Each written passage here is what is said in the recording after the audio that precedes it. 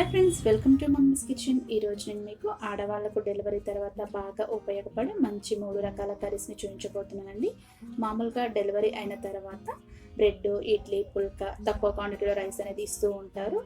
Diet కూడా maintain చేస్తూ ఉంటారు. వాటికి ఉపయోగపడే 3 కర్రీస్ని ఇక్కడ నేను చూపించబోతున్నాను అండి. ఇప్పుడు ఆ తయారీ విధానం ఏంటో ఇక్కడ మనం చూద్దాం.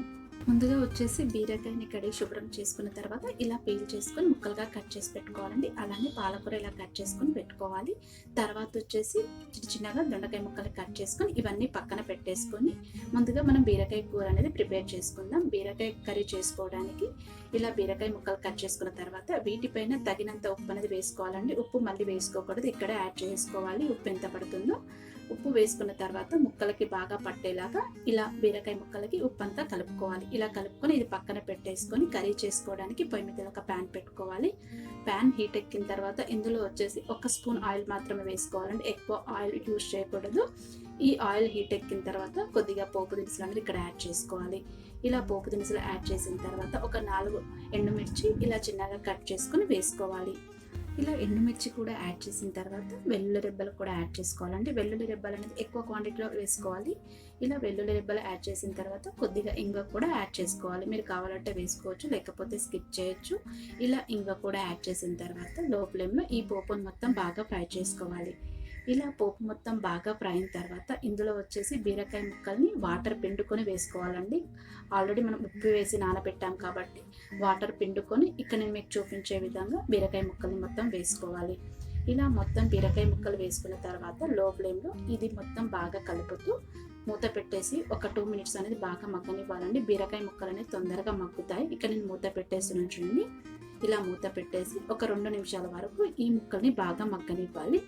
ఇలా బీరకాయ ముక్కలు కొద్దిగా మగ్గిన తర్వాత దీనిపైన వచ్చేసి కొద్దిగా పసుపు అనేది యాడ్ చేసుకోవాలండి. ఇక్కడ మీ క్వాంటిటీ ప్రకారం మీరు ఏదైనా తీసుకోవచ్చు. ఇలా పసుపు కూడా యాడ్ చేసిన తర్వాత మొత్తం కలిసేలా ఒకసారి చక్కగా కలుపుకోవాలండి. ఆల్రెడీ మనం ఇందులో ఉప్పు యాడ్ చేసాం కాబట్టి ఇక్కడ ఉప్పు యాడ్ చేయాల్సిన అవసరం లేదండి. ఇలా మొత్తం కలుపుకున్న తర్వాత మళ్ళీ దీనిపైన మూత పెట్టేసి లో ఫ్లేమ్లో ఒక 5 మినిట్స్ వరకు ఈ ముక్కల్ని బాగా మగ్గించుకోవాలండి. ఇక్కడ 5 మినిట్స్ వరకు మనం వెయిట్ చేద్దాం. ఇక్కడ 5 మినిట్స్ అనేది కంప్లీట్ అయిపోయిందండి. ఇప్పుడు మళ్ళీ ఒకసారి ఈ ముక్కల్ని బాగా కలుపుకోవాలి. ఇక్కడ మీకు నేను చూపిస్తున్నాను చూడండి. ఇదే విధంగా మొత్తం ప్రాసెస్ అనేది చేసుకోవాలండి. మీరు కావాలంటే ఇక్కడ ముక్క ఉడికిందా లేదా అని ఒకసారి చెక్ చేసుకోవచ్చు. ఇందులో ఉప్పు సరిపోయిందా లేదా అని కూడా చెక్ చేసుకోవచ్చు. ఇక్కడ నేను మీకు చూపిస్తాను చూడండి. ఇలా వస్తే సరిపోతుంది. ఇప్పుడు స్టవ్ అనేది ఆఫ్ చేసుకుని ఇందులో కొద్దిగా కరివేపాకు అనేది ఇక్కడ యాడ్ చేసుకోవాలండి. ఇలా కరివేపాకు కూడా యాడ్ చేసిన తర్వాత మొత్తం కలిసేలా ఒకసారి చక్కగా కలుపుకోవాలి. ఇలా మొత్తం కలుపుకుంటే మనకి ఇక్కడ బీరకాయ కూర అనేది రెడీ అయిపోయినట్టండి. ఇది పక్కన పెట్టేసుకొని మనం పాలకూర అనేది ప్రిపేర్ చేసుకుందాం. పాలకూర తయారు చేసుకోవడానికి పొయ్యి మీద ఒక ప్యాన్ పెట్టుకోవాలండి. ప్యాన్ హీట్ ఎక్కిన తర్వాత 1 స్పూన్ ఆయిల్ అనేది ఇక్కడ యాడ్ చేసుకోవాలి. ఈ ఆయిల్ కూడా హీట్ ఎక్కిన తర్వాత ఇందులో వచ్చేసి 1 స్పూన్ పోపు దినుసులు ఇక్కడ యాడ్ చేసుకోవాలండి. ఇలా పోపు దినుసులు కూడా యాడ్ చేసిన తర్వాత ఇందులో వచ్చేసి వెల్లుల్లి రెబ్బలను యాడ్ చేసుకోవాలండి. ఇక్కడ వెల్లుల్లి అనేది ఎక్కువ క్వాంటిటీలో వేసుకోవాలండి. ఇలా వెల్లుల్లి కూడా యాడ్ చేసిన తర్వాత పోపుని బాగా ఫ్రై చేసుకోవాలి. ఇక్కడ నేను మీకు చూపిస్తున్నాను చూడండి. ఇలా పోపుని బాగా ఫ్రై చేసుకోవాలి. ఈ వెల్లుల్లి బాగా ఫ్రై అవ్వాలి. ఇలా 1 నిమిషం పాటు పోపు బాగా ఫ్రై అయిన తర్వాత ఇందులో వచ్చేసి మనం ముందుగా కట్ చేసి పెట్టుకున్న పాలకూరని శుభ్రం చేసుకొని ఇందులో వేసుకోవాలండి. మీ క్వాంటిటీ ప్రకారం ఇక్కడ మీరు పాలకూర అనేది తీసుకోవచ్చు. ఇలా పాలకూర మొత్తం యాడ్ చేసిన తర్వాత వెల్లుల్లి పాలకూర కలిసేలా ఒకసారి చక్కగా కలుపుకోవాలి. ఇలా మొత్తం కలుపుకున్న తర్వాత మూత పెట్టేసి లో ఫ్లేమ్లో ఒక 5 మినిట్స్ వరకు ఈ పాలకూరని బాగా మగ్గించుకోవాలండి. మగ్గిన తర్వాత ఇందులో ఉప్పు కారం అనేది యాడ్ చేసుకోవాలి. ఒక 5 మినిట్స్ వరకు మనం వెయిట్ చేద్దాం. ఇక్కడ 5 మినిట్స్ అనేది కంప్లీట్ అయిపోయిందండి. ఒకసారి మూత తీసి మొత్తాన్ని ఒకసారి బాగా కలుపుకోవాలి. చూసారా ఎలా వాటర్ అనేది ఫామ్ అయ్యాయో. ఇప్పుడు బాగా మొత్తాన్ని ఒకసారి బాగా కలుపుకొని ఇందులో వచ్చేసి ఉప్పు కారం అనేది యాడ్ చేసుకోవాలండి. ముందుగా వచ్చేసి నేను కొద్దిగా పసుపు అనేది యాడ్ చేస్తున్నాను. ఇలా పసుపు కూడా యాడ్ చేసిన తర్వాత ఇందులో వచ్చేసి కారం అనేది యాడ్ చేసుకోవాలండి. కొద్దిగానే యాడ్ చేసుకోవాలి కారం అనేది. అలానే రుచికి ఎంత ఉప్పు పడుతుందో అంత ఉప్పు చూసి వేసుకోవాలి. పాలకూరలో ఎక్కువ ఉప్పు పట్టదండి. ఒకసారి వేసుకున్న తర్వాత ఉప్పు అనేది మళ్ళీ చూసి వేసుకోవచ్చు. ఇలా మొత్తం వేసుకున్న తర్వాత ఒకసారి కలిసేలాగా ఒకసారి చక్కగా ఇలా కలుపుకోవాలి. ఇలా కలుపుకున్న తర్వాత మూత పెట్టేసి ఒక 5 మినిట్స్ లో ఫ్లేమ్లో ఈ వాటర్ మొత్తం ఇంకిపోయేంత వరకు ఈ పాలకూరని ఉడికించుకోవాలి. ఇక్కడ నేను చూపిస్తున్నాను చూడండి. ఇలా వచ్చేంత వరకు ఈ పాలకూరని ఉడికించుకోవాలండి. ఇంకా కొద్దిగా వాటర్ ఉన్నాయి కాబట్టి మళ్ళీ 1 నిమిషం పాటు బాగా ఫ్రై చేసుకుంటే ఇక్కడ ఉన్న వాటర్ కూడా ఇంకిపోతాయండి. మీరు కావాలంటే వాటర్ లాగా కూడా ఉంచుకోవచ్చు. ఇలా మొత్తం బాగా ఫ్రై అయిన తర్వాత మొత్తం కర్రీ అనేది ఇలా వస్తుందండి. ఇప్పుడు స్టవ్ అనేది ఆఫ్ చేసుకొని ఇది ఒక బౌల్లోకి తీసుకొని నెక్స్ట్ కర్రీ ప్రిపేర్ చేసుకుందాం. నెక్స్ట్ కర్రీ వచ్చేసి దొండకాయ అండి. ఇక్కడ దొండకాయ కోసం చేసుకోవడానికి పొయ్యి మీద ఒక ప్యాన్ పెట్టుకోవాలి. ప్యాన్ హీట్ ఎక్కిన తర్వాత 1 స్పూన్ ఆయిల్ అనేది ఇక్కడ యాడ్ చేసుకోవాలండి. ఆయిల్ అనేది ఎక్కువ వేసుకోకూడదు. ఇలా ఆయిల్ హీట్ ఎక్కిన తర్వాత ఇందులో వచ్చేసి పోపు దినుసులను ఇక్కడ యాడ్ చేసుకోవాలి.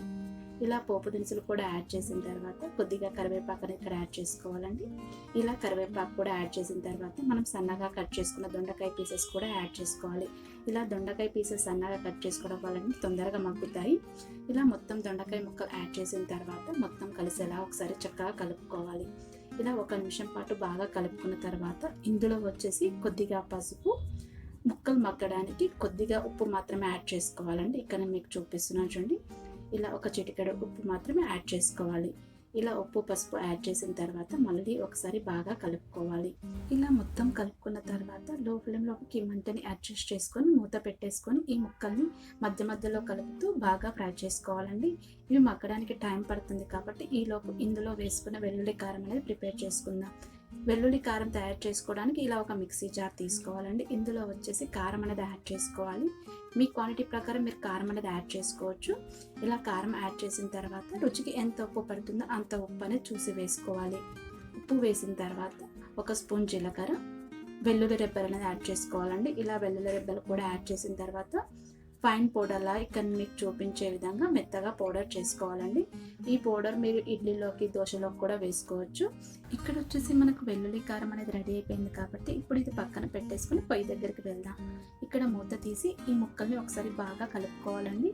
ఈ ముక్కలు మగ్గడానికి టైం పడుతుంది కాబట్టి ఇంకా కొద్దిసేపు ఈ ముక్కల్ని బాగా ఫ్రై చేసుకుంటూ బాగా మగ్గించుకోవాలి. మళ్ళీ ఒక 2 నిమిషాల పాటు మూత పెట్టేసుకొని ఈ ముక్కల్ని మళ్ళీ మగ్గించుకుందామండి. ఇక్కడ మనం వేసిన దొండకాయ క్వాంటిటీ ప్రకారం బట్టి కూడా మనకు టైం అనేది పడుతుంది. ఇక్కడ మళ్ళీ 2 మినిట్స్ వరకు వెయిట్ చేద్దాం. ఇక్కడ 2 మినిట్స్ అనేది కంప్లీట్ అయిపోయిందండి. చూసారా ఇప్పుడు ఎలా వచ్చిందో. ఇప్పుడు మళ్ళీ ఒకసారి ముక్కల్ని బాగా కలుపుకోవాలి. మీరు కావాలంటే ఇందులో వాటర్ పోసుకొని కూడా ఉడికించుకోవచ్చు. కాకపోతే టేస్ట్ అనేది మారుతుందండి. ఇలా మొత్తం ముక్కలు బాగా ఫ్రై అయిన తర్వాత ఇందులో వచ్చేసి మనం చేసి పెట్టుకున్న వెల్లుల్లి కారం అనేది దీని మీద యాడ్ చేసుకోవాలండి. ఇక్కడ వచ్చేసి నేను 1 స్పూన్ కారం అనేది యాడ్ చేస్తున్నానండి. ఆల్రెడీ మనం ఇందులో ఉప్పు కలిపాం కాబట్టి సపరేట్గా ఉప్పు యాడ్ చేయాల్సిన అవసరం లేదు. ఇలా వెల్లుల్లి కారం యాడ్ చేసిన తర్వాత మొత్తం ముక్కలు కలిసేలాగా ఒకసారి చక్కగా ఇలా కలుపుకోవాలండి. 1 నిమిషం పాటు బాగా కలుపుతూ బాగా ఫ్రై చేసుకోవాలి.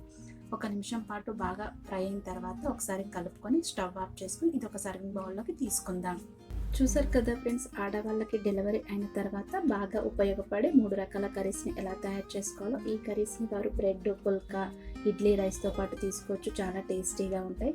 వీటిని పత్యం కర్రీస్ అంటారండి. ఈ కర్రీస్ మీరు రెగ్యులర్గా కూడా చేసుకోవచ్చు. కాకపోతే కొద్దిగా కారం, కొద్దిగా ఆయిల్ అనేది ఎక్స్ట్రా యాడ్ చేసుకుంటే సరిపోతుంది.